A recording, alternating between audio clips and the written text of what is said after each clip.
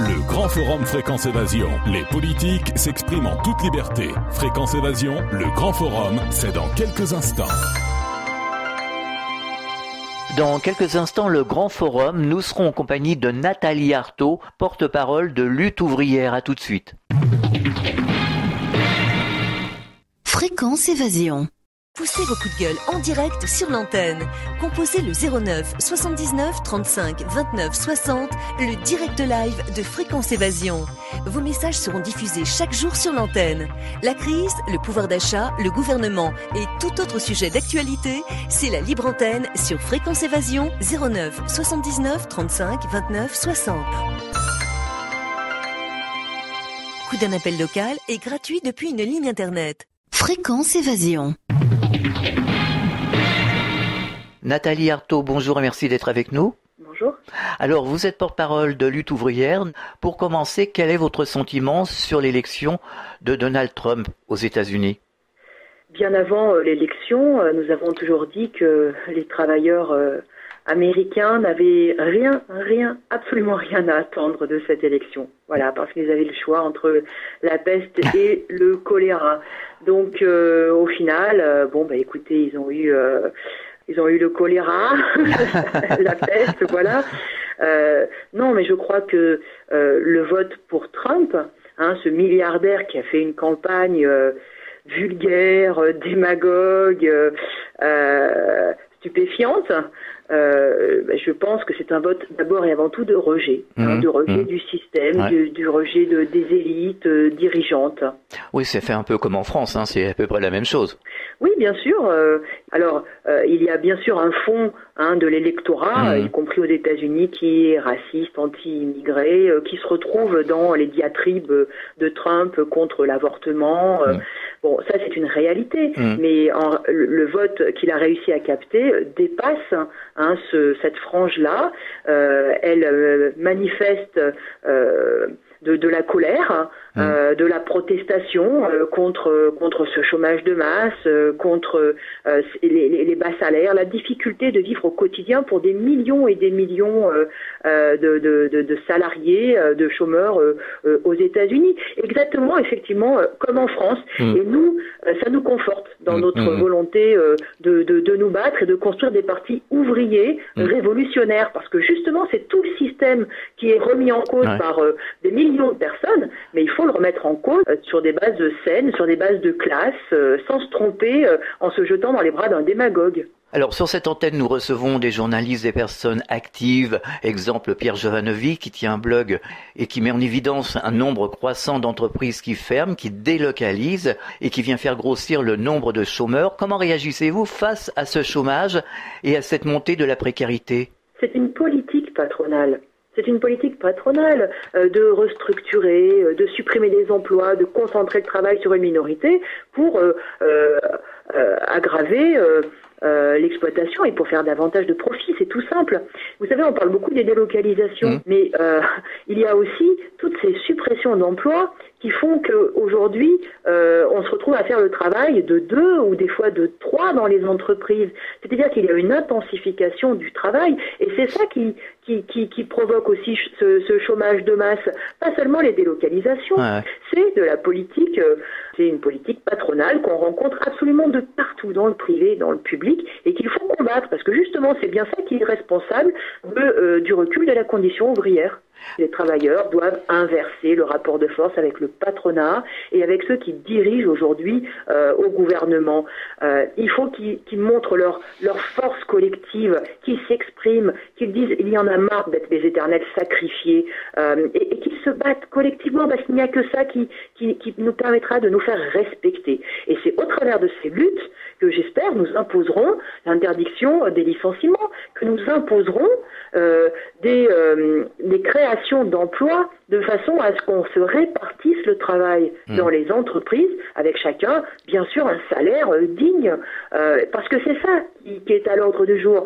Au lieu que l'on concentre le travail sur quelques-uns, il faut qu'on le répartisse, que les jeunes puissent prendre leur place dans les entreprises, que tout le monde accède à un emploi. Parce qu'on ne peut pas accepter ce chômage de masse et d'être mis en opposition et en concurrence les uns avec les autres juste pour pouvoir gagner sa vie.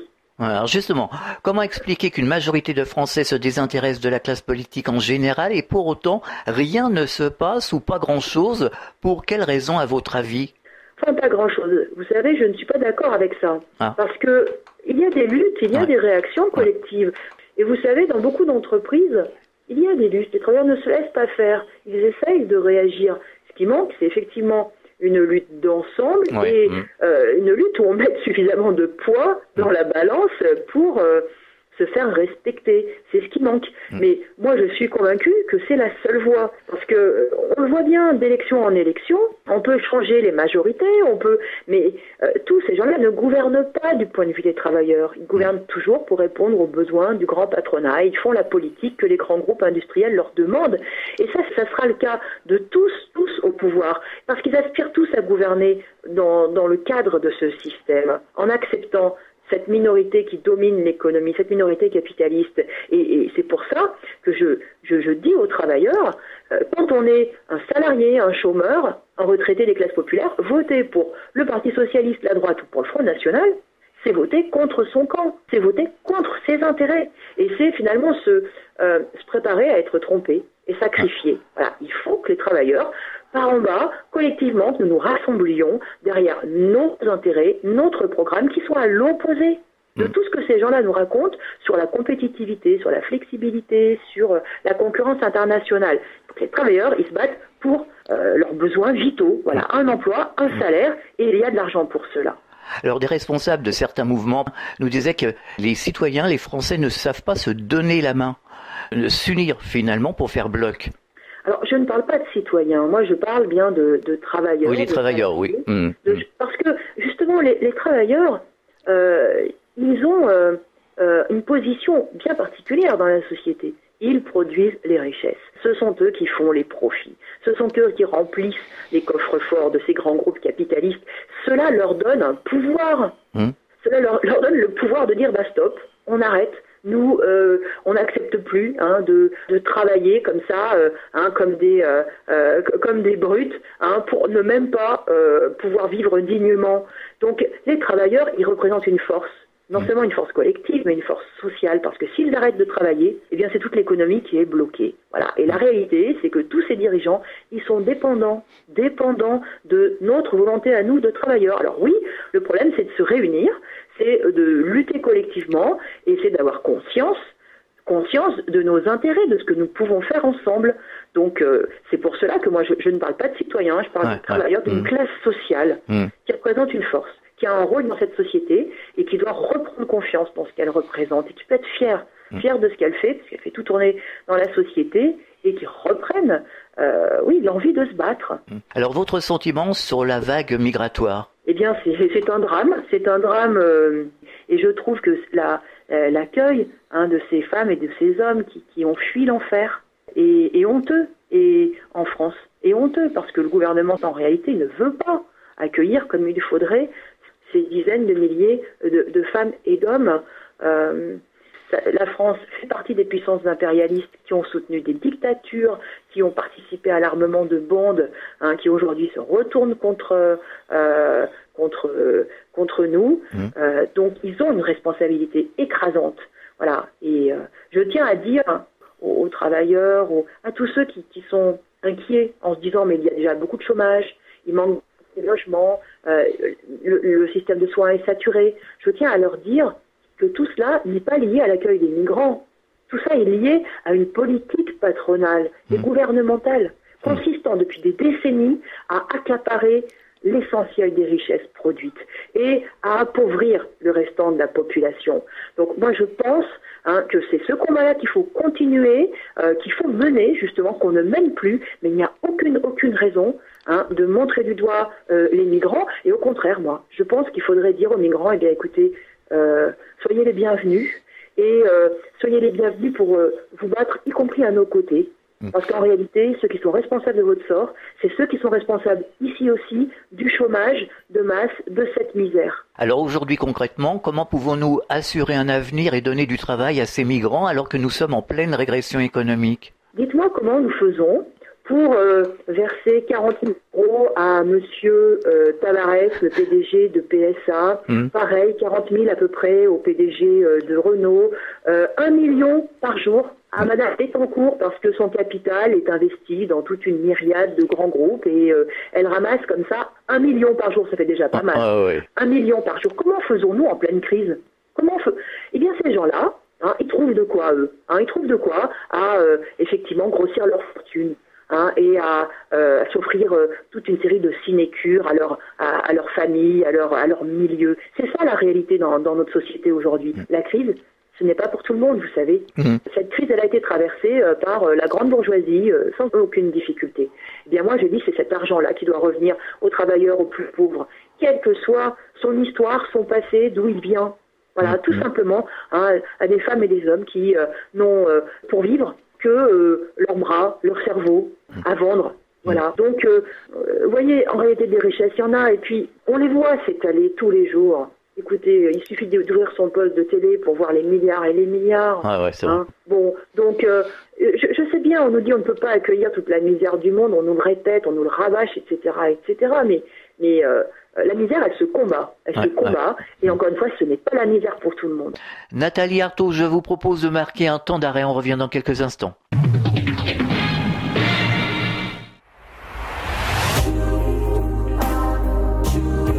Fréquence Évasion Radio.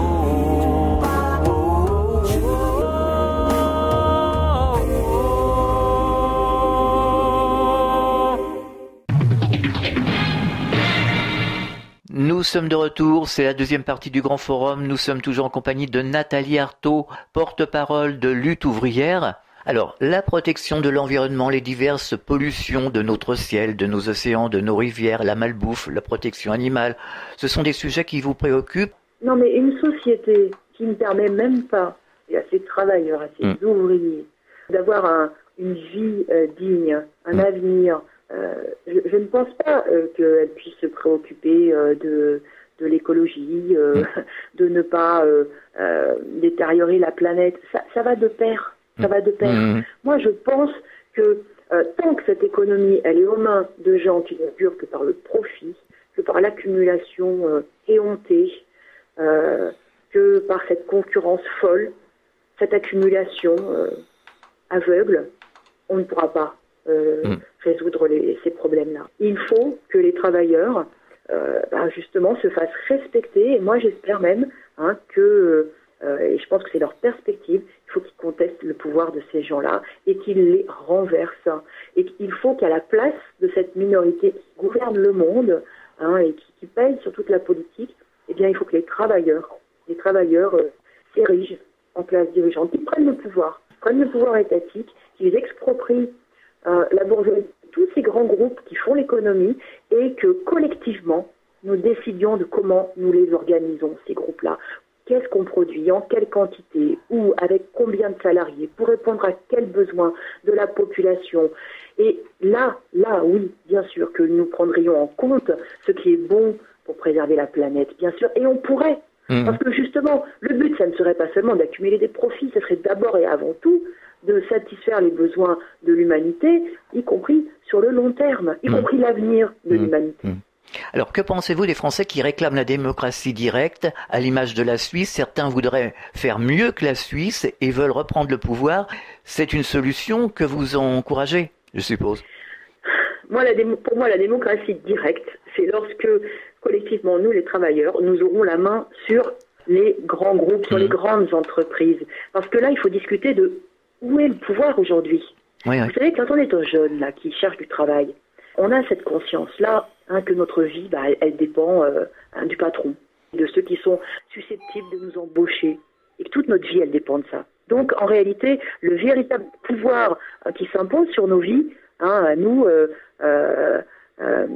travailleurs, eh bien, c'est le pouvoir du grand patronat et de la bourgeoisie. C'est ce pouvoir économique. Alors, hormis les élections, que peuvent faire les Français concrètement pour changer leur destinée?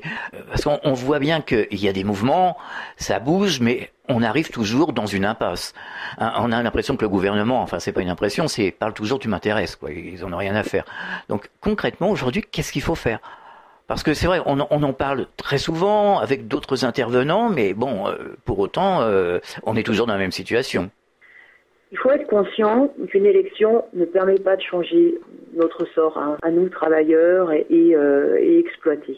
Parce que justement, on n'est pas en train de juger ou de contrecarrer la politique menée par Peugeot, par Alstom, par Arcelor, par tous ces grands groupes capitalistes, par Carrefour, etc. Donc c'est un pouvoir qui est extrêmement limité que nous avons dans les élections. Mais on a le pouvoir de s'exprimer, de dire ce que l'on pense, de rassembler derrière une même politique. C'est un combat pour les idées. Et moi, je suis candidate dans cette élection pour permettre au camp des travailleurs de prendre la parole, de s'exprimer, de défendre ses intérêts, de façon à ce que, justement, leur perspective soit vivante. Vous voyez, quand aujourd'hui, ce sont des démagogues du genre de Trump ou du genre de Le Pen qui arrivent à capter la colère et la désespérance sociale, eh bien, cela montre que les travailleurs, ils sont sans perspective et que finalement, ils ne voient pas comment faire pour s'en sortir. Eh bien, il est indispensable, urgent, vital, que les travailleurs conscients de la situation, conscients que, justement, c'est une question de rapport de force, de combat contre les responsables, la grande bourgeoisie, le patronat, qu'ils se montrent, qu'ils s'expriment, qu'ils essayent de rassembler autour d'un vote, dans ce combat politique. Eh bien, c'est possible de commencer à le faire. Et bien sûr, c'est pas encore se battre. Je pense que le problème, c'est aussi de participer au combat d'idées de façon à se préparer justement à se battre. Si nous ne sommes pas en mesure de dire ce que nous pensons et de mettre en avant une perspective, on aura du mal justement à mener nos luttes collectives. Alors certains Français, et de plus en plus, s'expriment sur les médias alternatifs, sur les réseaux sociaux, se considèrent comme des esclaves du système. Ils nous disent qu'ils sont en mode de survie. Qu'est-ce que vous avez à leur répondre ? Alors je ne sais pas ce qu'ils entendent par là. Faudrait discuter plus. Ils ont vraiment du mal à joindre les deux bouts, quoi. C'est le moins qu'on puisse. Ils s'endettent. Ça, c'est la réalité de millions et de millions de salariés. Et ce qu'il faut bien comprendre, c'est que ça, c'est le résultat non pas d'un système politicien corrompu ou je ne sais quoi. C'est une réalité qu'on a un système politicien qui est dévoué. Mais c'est une réalité du capitalisme. C'est l'évolution de notre économie capitaliste qui est en crise et qui n'a pour seule perspective que une concurrence de plus en plus déchaînée, de plus en plus dure, difficile, où les travailleurs, sont toujours ceux qui payent. Ils servent de chair à canon dans cette guerre économique qui aujourd'hui est à la base du fonctionnement de l'économie capitaliste. Donc, du moment qu'on est en crise, que les marchés ne s'élargissent pas, cette concurrence, elle est aggravée. Elle est aggravée. Donc, moi, je crois qu'on est dans un système capitaliste qui est effectivement au bout du rouleau, qui ne permet plus d'espérer aucun développement économique, qui ne peut qu'aggraver donc les injustices, les inégalités, les oppressions qui vont avec. Et c'est pour cela que moi je suis communiste révolutionnaire. Et c'est pour ça que je pense que justement cette crise-là, il faut la comprendre. Et il faut comprendre que c'est pas c'est le système capitaliste qui est en crise. C'est pas une question d'échanges internationaux ou de système politique. C'est vraiment notre économie qui est en faillite. C'est notre système économique qui est en faillite, qu'il faut renverser. Moi, je suis convaincue que nous ne sommes pas condamnés éternellement à ce système capitaliste qui est fondé sur l'exploitation. Je pense que les travailleurs qui font tout tourner dans cette société peuvent aussi diriger cette économie. Que pensez-vous du revenu universel pour chaque Français ? Écoutez, alors là, vous savez, c'est aujourd'hui l'espèce de hocher, la mesure miracle qui est avancée par les uns, par les autres. Et regardez comment la droite s'en empare. Comment la droite a fait le calcul que on pourrait très bien substituer ce revenu universel à toutes les aides qui existent, que ce soit les APL, que ce soit les allocations familiales, le RSA, et que finalement, il ferait des économies. Donc, moi, je pense que dans cette période-là, où on est en train de tout nous retirer, où on est en train de rogner sur l'argent des hôpitaux, des écoles, de tous les services publics, où on est en train d'allonger l'âge de la retraite, où on est en train de nous dire que les chômeurs, ils sont trop bien indemnisés, Il ne faut pas croire au Père Noël. Voilà, il ne faut pas croire au Père Noël. Et si jamais il devait refonder les aides et créer un revenu universel, ce serait pour en donner encore moins aux plus pauvres. Voilà la réalité. Donc attention, il n'y a pas de mesure miracle. Aujourd'hui, l'argent qui nous manque, il faut aller le chercher. Il faut aller le chercher dans les poches où il est. Hein. Et ça, c'est un combat. Ouais, c'est évident de toute façon. Il y a un fond d'eux. Oui, je pense que c'est évident. Ceci dit, vous savez, c'est le miracle aussi des campagnes électorales. C'est des promesses. Voilà. Et on oublie... les gens n'y croient plus, de toute façon. Les gens n'y croient plus. À la fois, beaucoup n'y croient plus, et en même temps, comme il n'y a pas non plus la perspective de grande lutte, de pouvoir changer notre sort justement autrement, beaucoup finissent par s'y raccrocher et finiront par s'y raccrocher. Et surtout, avec cette campagne, avec ce matraquage, vous savez, c'est une propagande qui va durer des semaines, des mois, et où on va nous jouer la comédie du changement, du renouveau, des belles idées, des propositions, des programmes. Et c'est comme ça que la machine à fabriquer des illusions se remet en route à chaque fois. Alors, nous serons plutôt derrière une petite voix dans tout ça, à contre-courant, mais nous dirons qu'il n'y aura pas de sauveur suprême, il ne faut pas croire dans toutes ces promesses, il faut se préparer à se battre.